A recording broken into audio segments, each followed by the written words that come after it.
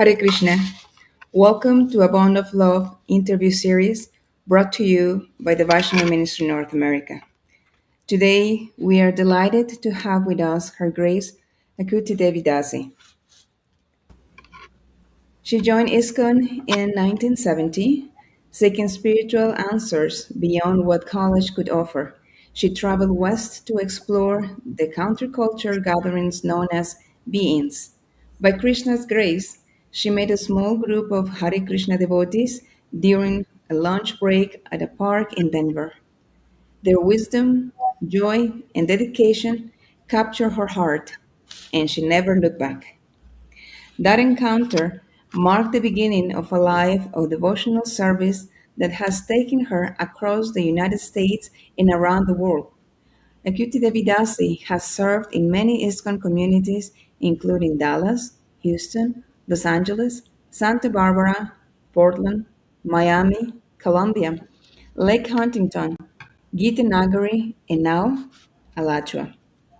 She has also had the opportunity to travel and preach in various countries, sharing Krishna consciousness wherever possible. One of her most cherished services was at the Gurukula, where she dedicated 26 years of nurturing and guiding teenage girls, supporting their growth in both spiritual and practical aspects of life. She now resides in Alachua, where she lives near her beloved daughter and granddaughter. Her husband, Dinabandhu Prabhu, has spent much of his life preaching in India. Currently, she manages a small eco-teaching farm project in Alachua, striving to uphold Srila Prabhupada's vision for simple living and high thinking. Hare Krishna, Kirti Prabhu. Hare Krishna. Thank you for being with us today. Thank you for inviting me. Thank you. We would like to start by asking you, why do you choose to participate in the book A Bond of Love? Well, when Malati first asked me, I couldn't resist her invitation. She's a good friend, and I know that I love to hear stories of how people joined. And I was just recently in Vrindavan for the 50th anniversary, and hearing all the sacrifices and service of the devotees that helped start that temple was just very inspiring. So, if I can be of any little service to the Vaishnavas and the future of the movement, then sure, I'm glad to talk. I would love to talk about Prabhupada. Well, and we love to hear. So thank you very much for being here. If it is okay with you, I would like to read the first paragraph of your bio in the book. And for everyone who would like to get a copy of this wonderful book, Inspiring A Bond of Love, it's available in Amazon, and we're going to be having the link shortly. And because it was amazing. It is a in the summer of 1970, Akuti Devidasi was in Boulder, Colorado, looking for a beady-eyed, long-haired, bones sticking out, sitting on a deer-skin type guru. But when she heard the philosophy of Krishna consciousness, she forgot all those preconceptions. 3 weeks later, she went to Los Angeles to attend Rath Yatra and to have Srila Prabhupada's darshan. Actually, when I met them in the park, there was only devotees, and I had my little short shorts on, and I had a guitar, so I joined their little kirtan before they had lunch and asked them questions, and it sounded really good, and then they invited me to the evening program. And when I went into the temple, Bhavananda had been there previously, so every room was a different color, and there was a madras in between every single room, so it looked like a hippie type bohemian atmosphere. And then I looked over and I saw the picture of Prabhupada, and it was the black and white picture of Prabhupada's quite serious, and he has this big draped chadar, and he looks very big, and he's just sitting there and no hair, no dreadlocks, no hair, and he was just looked really like, whoa, this looked like a heavy personality, and I thought, but what he's saying, what I've read in his book is just pretty amazing, because I went over and to our campsite and read a little bit of the book, and it was just like so convincing that I just cried because at that point I had figured out through my so-called yoga meditation that I was God. And so then when I heard that I wasn't God, I cried and I said, "This is it." So, and it was it, and never left. So I'm extremely happy to be able to go to the Rath Yatra. Never worked so hard in my life at that Rath Yatra in 1970. It was really exciting. And getting to see Srila Prabhupada at Haight Ashbury at the small little storefront they had there. They actually had a little hitching post out front to tie up all the hippie dogs. And then I walked in. It was Sunday feast, and they were all the hippies were laying on the against the walls, and their drinks were tipped over, and it was just like a mess. But then when Prabhupada came, it was a whole different atmosphere, and I remember I'd never seen his gestures before, and he took a glass of water and poured it from up here, and the water went right into his mouth, and then he took a gulab jamun, and he from way back here, he tossed it into his mouth, the whole thing right into his mouth. And of course, I was like 19, 20 years old. I never saw anyone do anything like that. So he was very impressive. He was much better than a scrawny old skinny guru with dreads. And There. yeah. So he answered all my questions, and I got to clean his apartment where he was staying in Haight Ashbury. But it was pretty special to get to see him so soon after I joined. So very fond memories of that time. So when you went for Rath Yatra, you stayed at LA then for some time, or did you go back to No, Colorado? I went back to Boulder. The friend that I came with, she didn't go back, but I went back, and there's only like two women in the temple at that time, but I had a van, so I would take them out on Sankirtan, go to Denver, and just started engaging in Krishna consciousness. That's the most wonderful thing is that as soon as I got to the temple, even the very first day, they asked me to do something, and I thought, this is active meditation, right? This is what I like. I like to be very active. So they asked me to make a garland. I said, "What is a garland? I don't even know what a garland is." And then they asked me to do this and cut up vegetables and then do this and do that. And they keep still asking me to do things. So I can't leave. So, and it's a continuous, meditation that we get to do all these things for Krishna, things that we never thought we would ever do. And it's like when you surrender the spiritual master, you just throw up your arms. Okay, now Krishna, just use me. And so when you do that, then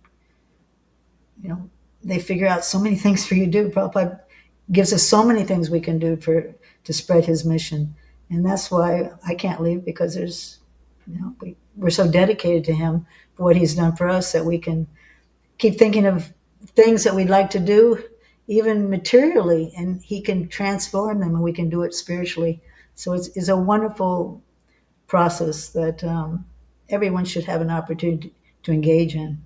And we're the fortunate ones that got to do it personally when Prabhupada was on the planet. So it's really wonderful. There is a time, though, when that I learned from Prabhupada that I should always keep engaged. And that was when I was in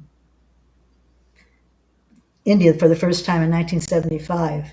And we were kind of getting sick then, because it was a very poor facility, so-called facility to stay in. And so I was really sick. And I remember Gaur Purnima I was really sick.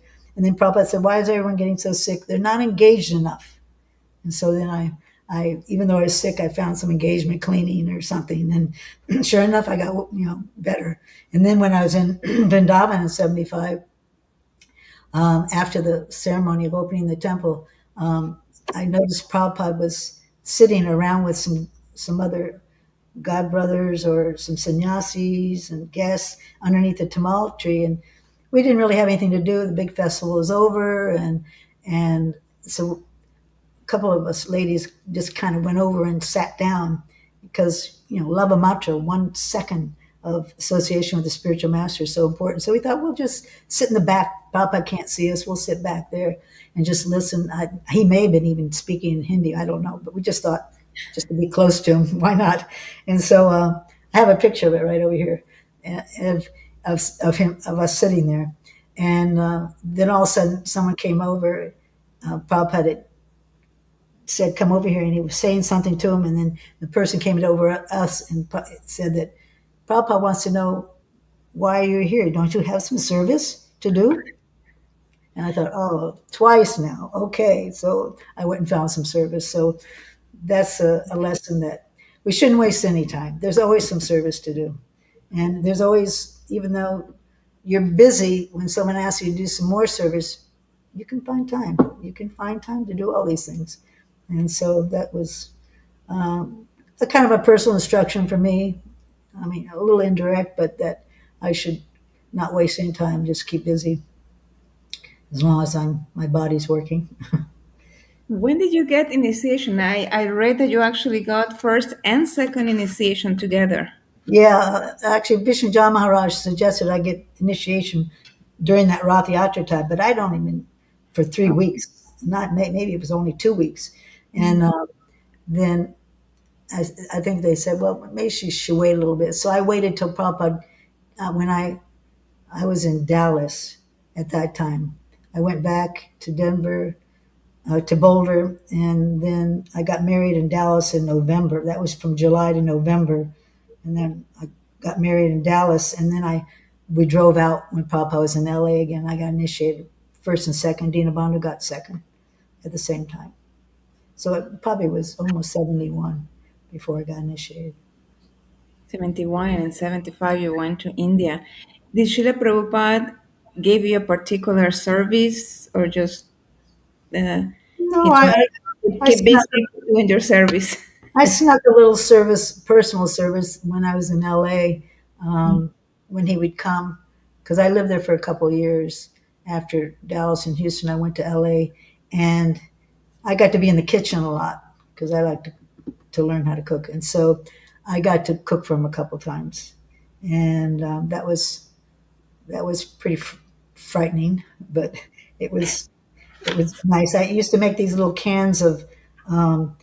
It's called knuckle dana. It's puffed rice and coconut that you put in sugar, that get sugar coated. And he used to have a decorated can on his desk.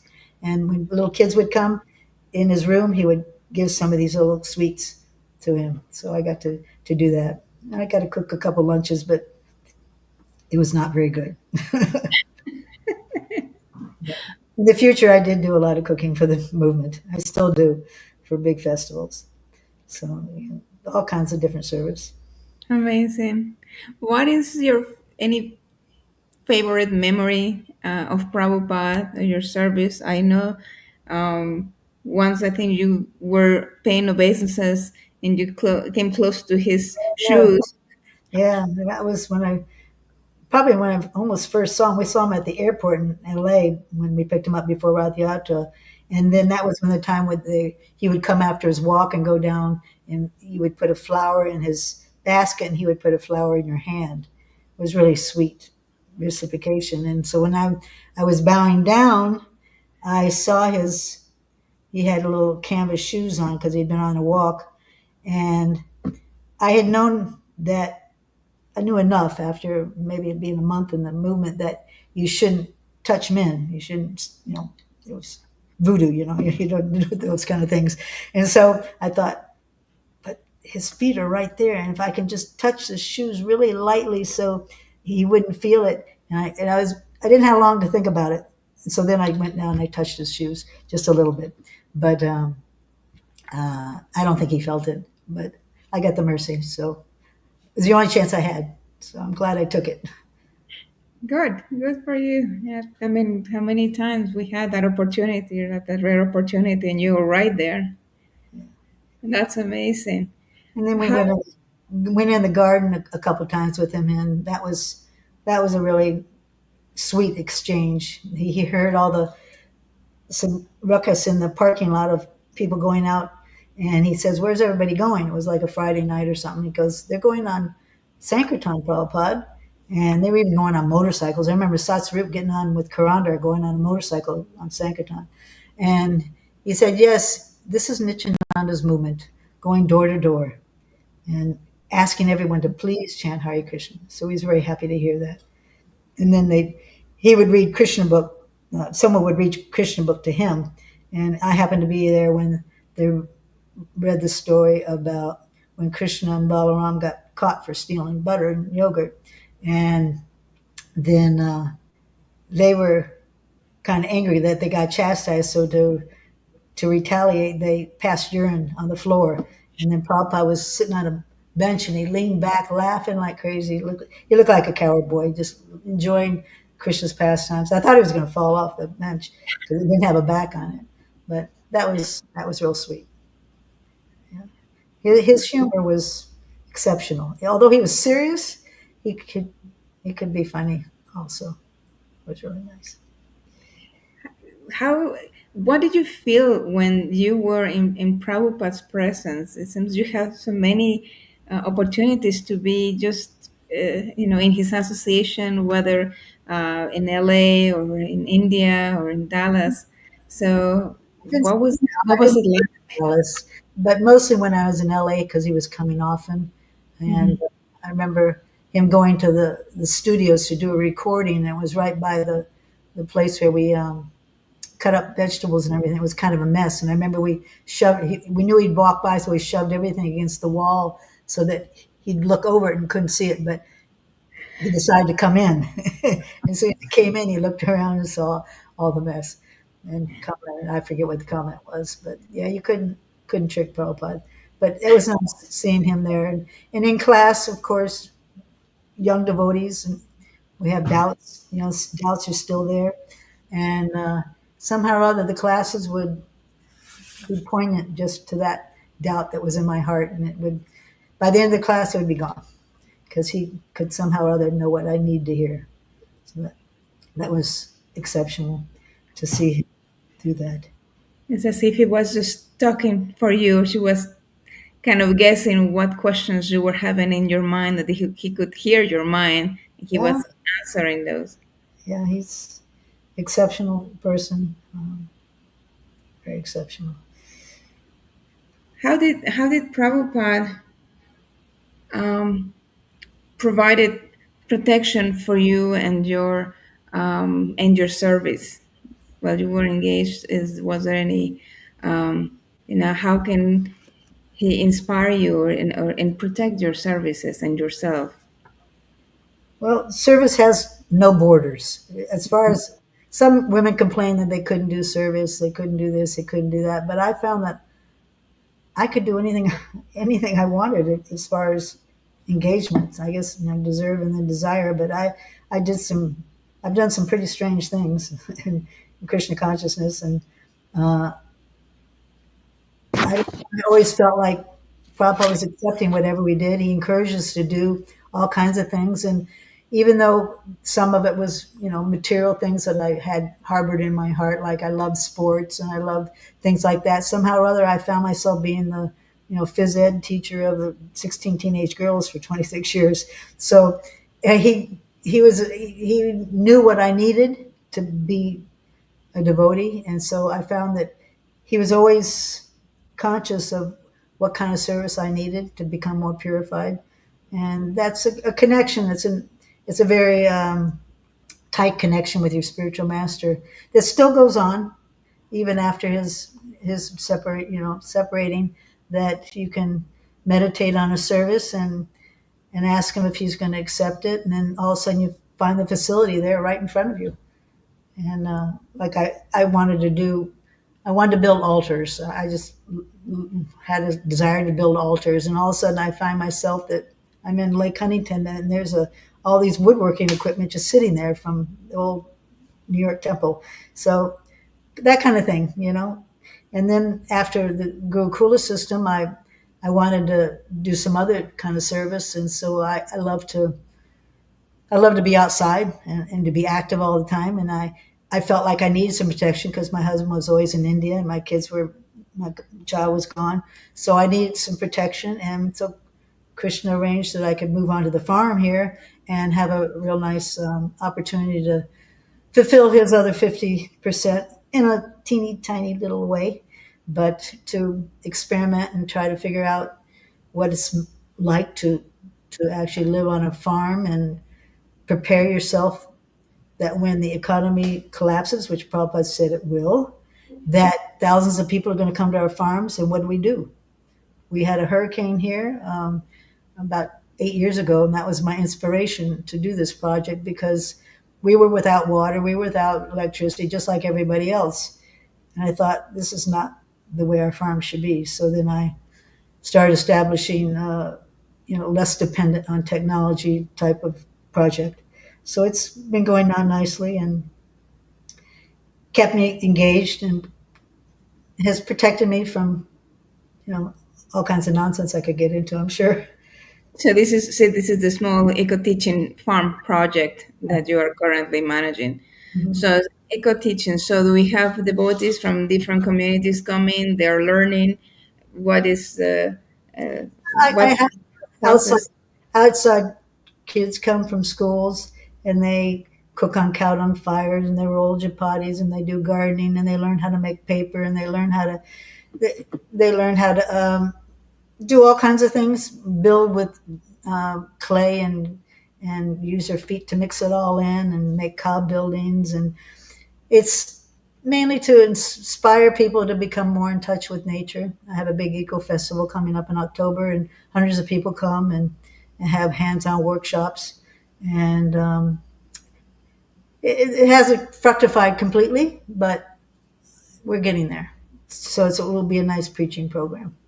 But I'm learning a lot, and I'm learning, trying to also work with some other people to increase our knowledge about Varnashram and trying to encourage the younger generation. And that's one thing I would like to say is that if for the next generation that or generations to come, that they can feel very close to Prabhupada just by accepting, first of all, accepting him as not just that he just started the Hare Krishna movement and I'm a Hare Krishna now, but that actually I'm joining his mission. Not that I'm just a Hare Krishna, but I'm part of Prabhupada's mission, and that is to spread Krishna consciousness. And he did it in many ways, and then he said 50% of it hasn't been done. And we, as Prabhupada's disciples, we've tasted what it's like to be pioneering and to have a little bit of the bravery that Prabhupada had when he started this movement. I mean, we had to do things that we never would have done unless we, had that inspiration by Prabhupada and his example of how to stretch a little and to be part of the growth of ISKCON and to see it actually become something that's part of you and that Prabhupada becomes part of you. So the most important thing is to figure out, okay, what does Prabhupada want? What can I do to help his mission? And that's the consciousness that we need. We need that Prabhupada consciousness. Like every day I wake up and I think, I have to go to Mangalarti because Prabhupada told me to. I have to chant 16 rounds. I have to do everything because Prabhupada told me to. And so it's very important that this next generation find a representative of Prabhupada to become initiated and to become part of this mission and to take up some pioneering spirit. Take out a few years of your time. I know that the girls after the ashram, I always wish I could have given them a check and say, go start a temple. Now use the knowledge. Now use it. And then it becomes real. Not that I just know a little bit of philosophy, but actually it becomes real. And then you feel like I'm representing Prabhupada. Every single thing I do all day long, I'm representing Prabhupada. And I need to preach purely. I have to start temples. I have to make devotees. And this is a saving grace for our movement. If the next generations will accept that pioneering spirit and take up some of the preaching. And there's so many ways to preach, so many ways. I'm so happy you are touching on this because yes, and Actually, it was one of my questions to you. How important is for the next generation devotees to develop that personal relationship with Srila Prabhupada and understand his mission and his vision, right? And as you very well said, it's not just um, understanding the philosophy and yes, I have to chant, I have to follow the four regulative principles, but actually act upon, right? The Right. action, be an example, now practice. Yeah, And I like saw a billboard. I'm A bill, sorry? I saw a billboard. It was trying to get Army recruits. A Mm, billboard. And it said, "You don't just join the Army. This is a commitment." And so that's what we need. We need commitment to spread this mission, and not that we're just joining it, but this is a big commitment, and taking initiation is the beginning of that. And then your relationship with Prabhupada will definitely grow, and you'll see that he can help you.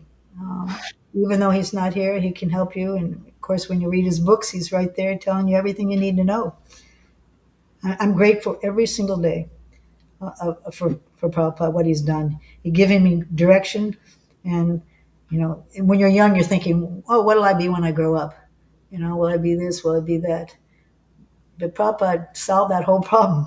We just devotees of Krishna.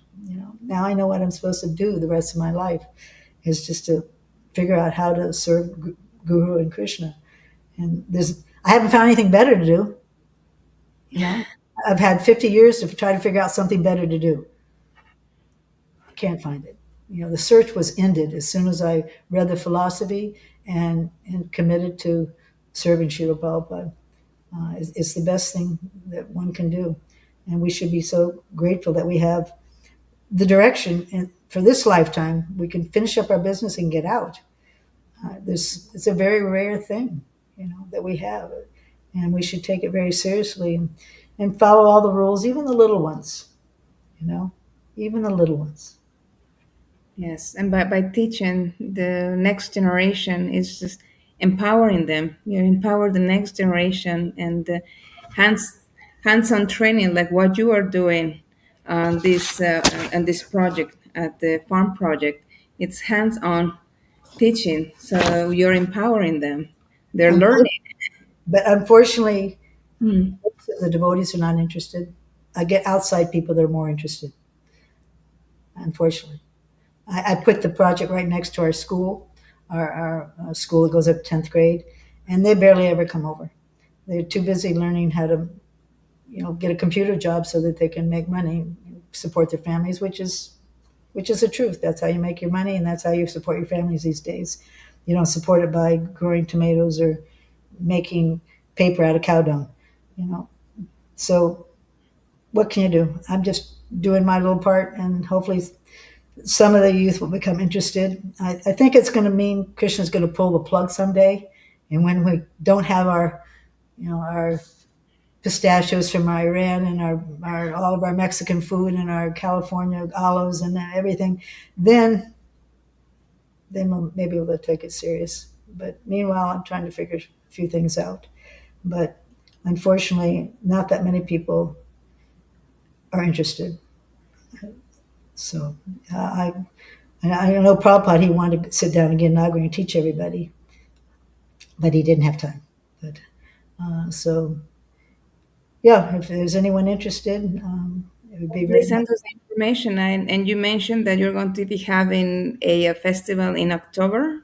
Yeah, every year we have a festival. It's really nice. I get outside people to come and present. Also, we have cheese making by Ruchira, and we have cob making, and we have biogas demonstration by a professor in the university, and we have all kinds of booths and things to do, hands-on workshops. So it's nice. People need to be more in touch with nature. Yeah, and I, more sustainable way of life. I mean, that's sustainable. I have PhD professors and everything, graduate students coming from different colleges for like a weekend, and they don't even know what a carrot looks like or what this looks like growing. That's Kali Yuga. What can we do? But Because nobody knows what we have until it's lost. So until we start realizing that we actually need to um, take care of Mother Earth, understand what really is simple living, high thinking, and have a more sustainable way of life, particularly the way the world is going. right. And to your point, be thankful for any opportunity There's to be of plenty service. of work in all regards, and as far as establishing that kind of life. And the next generation, we have to depend on them to someday, take it up and figure it all out. It's a big task. Like Papa said, it's 50%. So it's a challenge, and we need challenges. And that's what one thing that Prabhupada he encouraged, like he told what there was a couple on a train going to Delhi or something, and they said, "Oh," he said, "this looked like a nice place to start a temple." And when the train stopped, he told them to get out and gave them a person to look up and say, "Okay, go start a temple." And they were going somewhere else. Challenge? That's a challenge. And he told Tamal Krishna, "Go to China, and go here, go here." And that's excitement. I mean, Krishna consciousness is an adventure. It's a wonderful thing. I'm very adventuresome. I would have left if it hadn't been exciting and adventuresome. And all the crazy things that we did, I would do it again a million times. Yeah. Krishna consciousness is an adventure. Yes, it definitely Yes. adventure. And it only gets better, even when you get old. It gets better and better. You have better, so many nice relationships with devotees, and you travel and you go see so many different things, um, and we have new adventures also, becoming more serious, more dependent on Krishna, and can transcend our body problems. Lots of challenges in that regards. So, yeah, it's a lifetime, and maybe many lifetimes of a wonderful way of life. It's so much different than the materialistic life. We should be very thankful to Prabhupada for that. Yes, indeed, we have to be very thankful and very thankful that he brought Rath Yatra to the West, where so many devotees have taken advantage of that and were able to come in touch with Krishna consciousness. And we continue now throughout the world. And because it was truly Srila Prabhupada who brought Rath Yatra to the Yeah, West. we have 6 or 7 of them every year here in different cities around Florida at the beaches. So it's a good opportunity to preach. Wonderful opportunity. And that first Rath Yatra, I was fortunate enough to, and a couple other Rath Yatras, I had the association of Jayananda. And he became like my role model. And so that was very nice. He was the one that started the LA Rath Yatra, the very first Rath Yatra, building all the carts. And Prabhupada really loved him. And so he was a wonderful example of uh, hardworking, nice devotee. What could you tell this young generation devotees? Um, how could to inspire them to get to know Srila Prabhupada?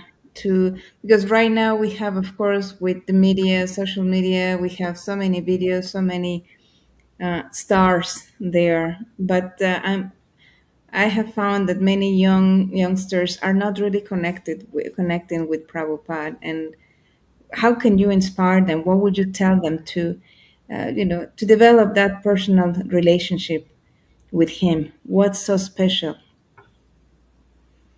The philosophy, I think a lot of the younger generation don't know the philosophy enough. They haven't read all of Prabhupada's books, or maybe they have, but a lot of them are now. It's nice, the facility in MIHE, VIHE, Belgium. So that's really wonderful opportunities. I see many of them take advantage of that, and I think they really study Prabhupada's book and become enlivened. That's one thing, is to attend some concentrated study group, and then go out and preach. And then you have to rely on Prabhupada, what you heard. So this is This is a way to become inspired. And we used to take the girls out on Sankirtan, and they would come back and said, they would approach different people and they would get asked questions, and they would come back to us and say, "What should I have said? You know, this person asked me this. What should I have said?" So they were realizing that they really need to know the philosophy to be able to really preach properly. So yeah, the younger generation should take up a lot of preaching programs. You can create those anywhere, everywhere. You can create a preaching program. That would definitely put you directly in contact with Prabhupada, because you can't preach without talking about Prabhupada. You know, he distribute his books. That's a great way, because you're with him the whole time. You're giving it to everybody. So Read, study, and practice. yeah, and, and then hang out with some of the older devotees. I remember one time we had a bunch of ladies here, and we started telling about all the different ways that we got married, and it was got to be hilarious. Everyone got more wild all the time. One person, the mother called up and said, "Well, what's your husband's name?" She goes, "Well, just a minute, I'll ask him." She didn't even know his name. Yeah, I mean, it was that crazy. And Madhavati, one lady, her daughter, Madhavati's daughter, was standing there listening to us telling all these stories, and her mouth was just like dropped open. She had just gotten married, I guess, and she was just like, "I can't believe you all did this. That this went on." And she goes, "I don't think I ever would have joined this movement if it was like that." And we all said, "Oh, that was the way it was, and we'd all do it again." So hearing about the pastimes of of Prabhupada and his disciples, and all the things all the fun we had in spreading this movement, is very inspiring. And you want it also, and you can have it. You can still have it. Pick Yeah, pick a city. Go start a temple. I dare you.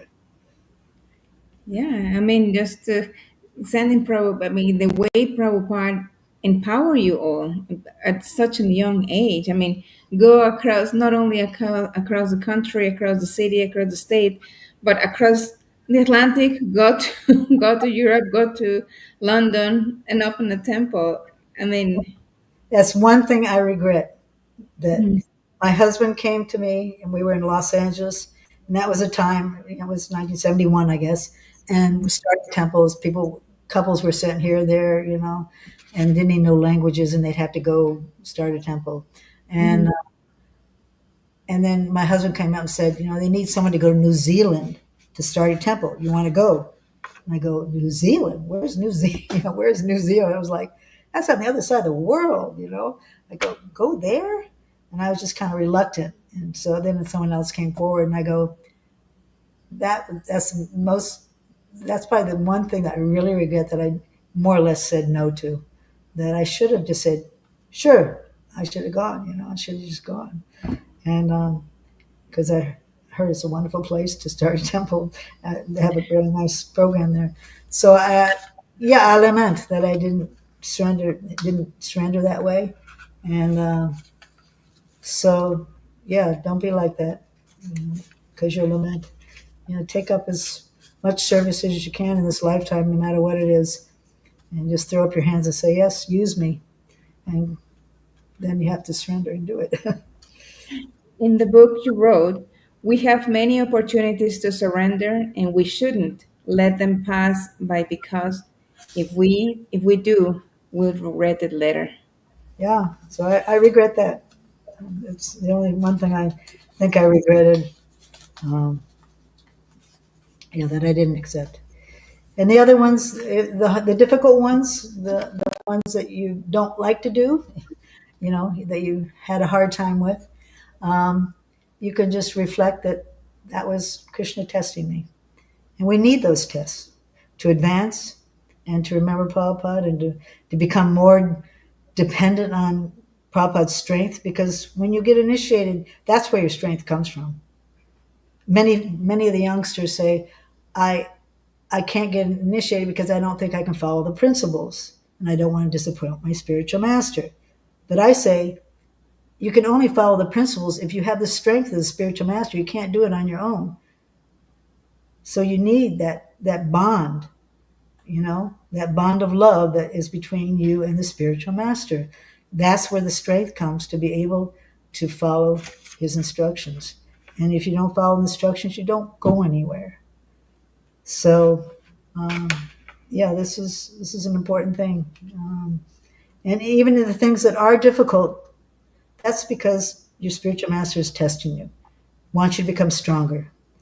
And then you have to think of him, oh God, oh gosh, I'm going to do this. Prabhupada, you got to help me do this because I don't know how I'm going to do it. And then he does, and then the affection for the spiritual master comes stronger, and then your tie becomes eternally there. And because this is a eternal bond. It's not just this lifetime.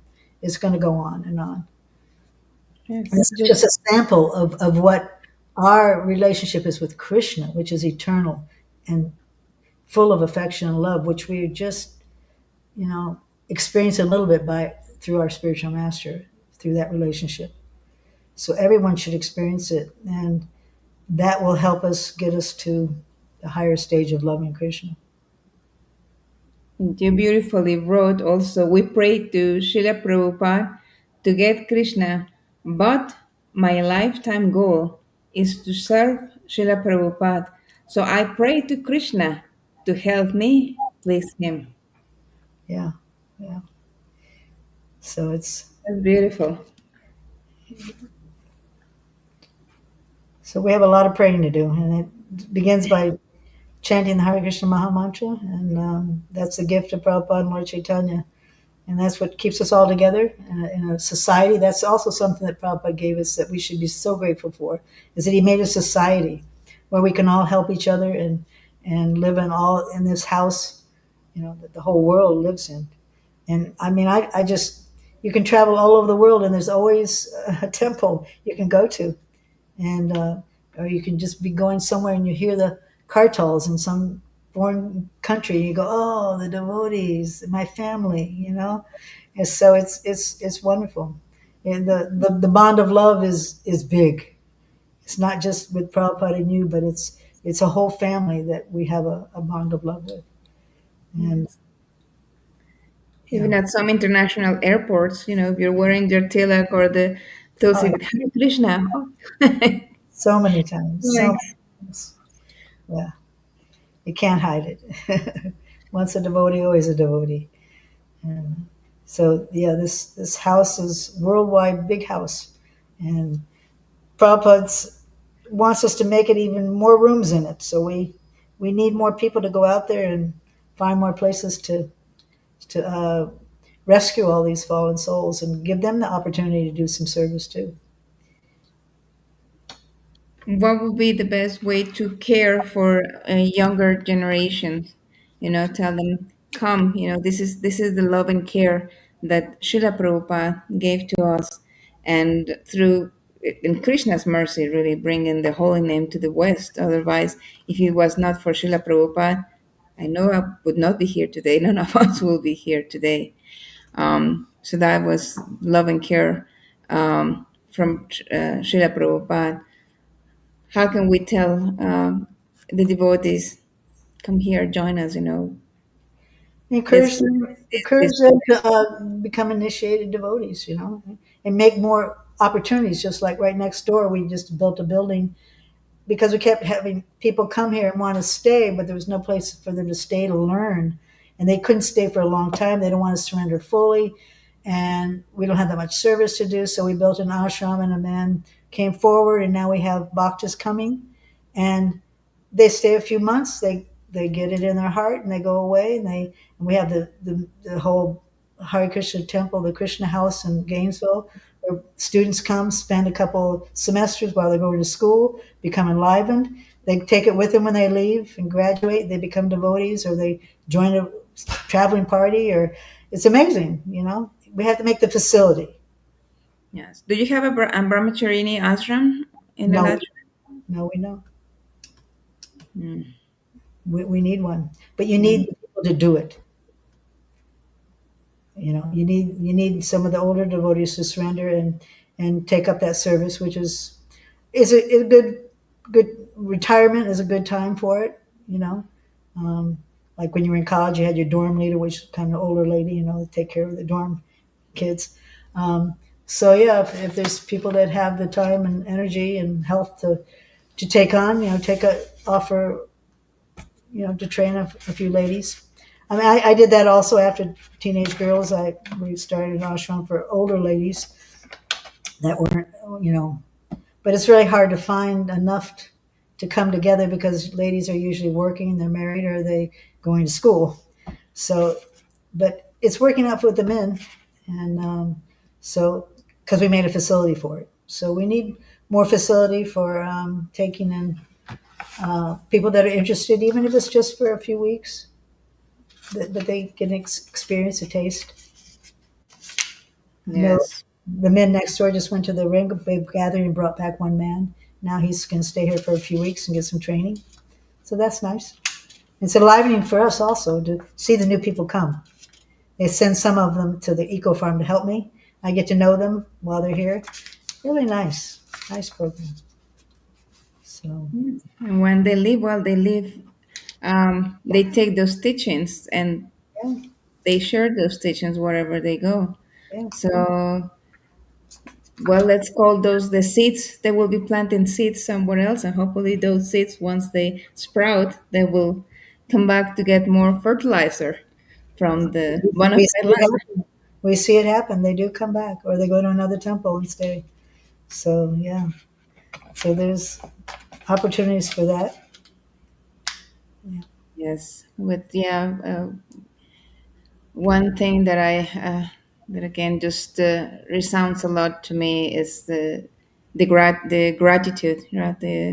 We have to be thankful, and that's one thing that I've been hearing you over and over emphasizing. We have to be thankful, and I can say you're still so much thankful to Prabhupada even after all these years, and the fact that you continue in the movement after he left his body, but his movement, his teachings, his instructions are still here, and they are still um, transforming millions of people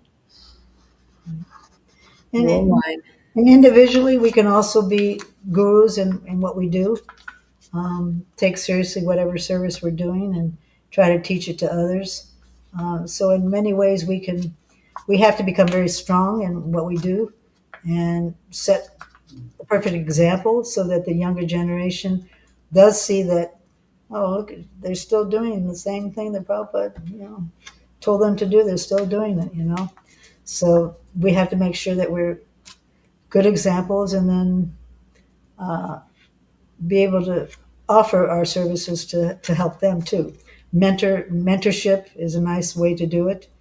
Uh, some temples have that program, which Mhm. is Yes, be example, and Srila Prabhupada mentioned several times, right, that example is more important than precept. that's He right. himself, was such an example. Whether time, place, and circumstances. How he adapted so many times, um, but never giving up the core values. It was the navigation. I mean, he was an amazing personality. One thing that I think respected most about Prabhupada and was so convincing to me was that he was uncompromising in his preaching. That he had it so down. I mean, it was so much part of him, the philosophy and the lifestyle, that he he could talk to anybody and they could be saying anything, but he would not compromise the philosophy.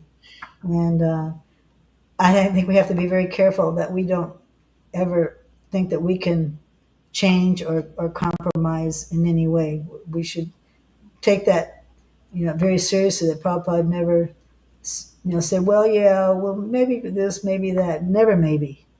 It's like this. And he was so convincing because of his uncompromising in the philosophy. So we have to make sure that we are convinced ourselves and that we can convince anyone because we're uncompromising in what we've heard from Prabhupada and from the whole disciplic succession.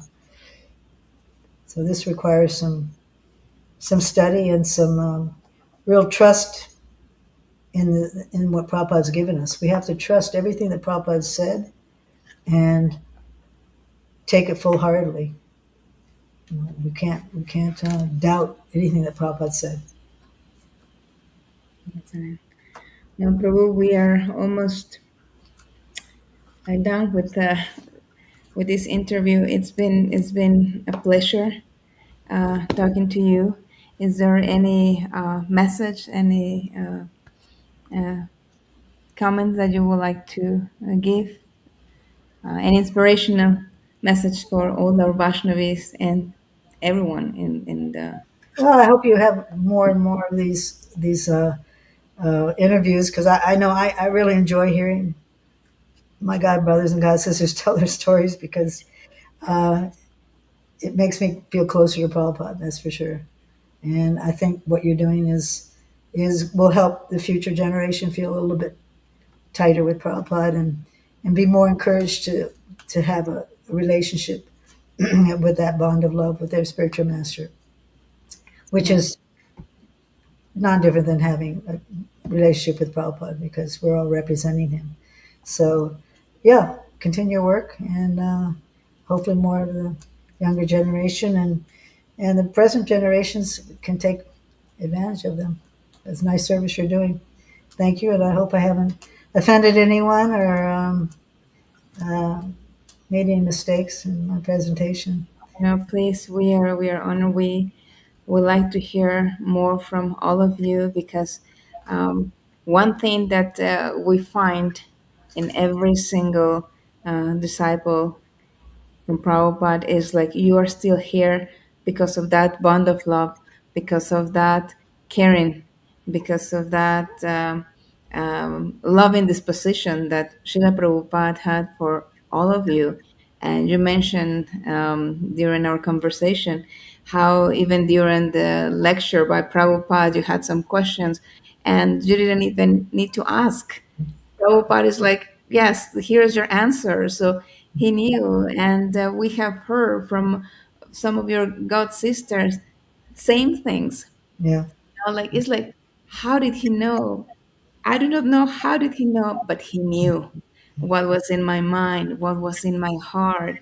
That glance when Srila Prabhupada look at me. I don't know if he was looking at me or just looking into this direction, but I felt that connection.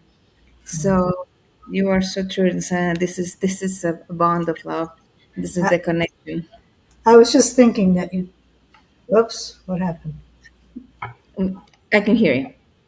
I was just thinking, we have retreats here in Alachua, women retreats. We Hmm. invite different ladies to come and we go off somewhere. We rent a place and we spend a weekend, 2 or 3 days together and, and hang out and do sports and do games and all kinds of Krishna conscious events. And it'd be nice to do it in a bigger way. Maybe, like the whole US, get a whole bunch of ladies together, rent a place, and just do something like that. Yes, please Invite, send us information. invite some of the younger generation. Everyone, chips in like $100, and we rent a place and have a whole weekend and fill ourselves with inspiring stories.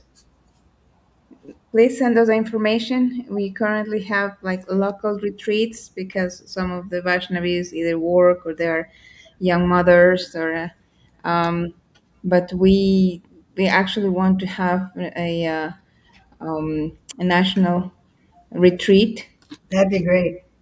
So if you send us information, usually what are the times when you plan these events? Probably we can put something together and work together. That'd be great. Yeah, will be wonderful. But Prabhu, again, it's been our pleasure. Thank you very much. Thank And you. if somebody wants to have some information about this farm project, where can they reach you at? Well, I'm here in Alachua. I have a contact, and I'm not hard to find. Okay. Do you have a website or something? I have a little Facebook page. I'm not very uh, savvy with the computer and stuff like that, but Okay, so what we can do is we can take that information from you yeah, and we will actually share it in our okay, social media for anyone who will want to reach. And sure. don't forget, there's going to be a nice festival in October. So if anyone wants to come, please contact um, Her Grace Akuti Devi Dasi and spread Krishna consciousness, spread and water the seeds. That will be wonderful. Prabhu, once again, thank you very much. Thank Panchaka you. Kripa Sindhu Vacha Patitanam Pavanaya Vaishnavi Namo Namaha. Thank you so Jai much. Shri Krishna. Prabhupada.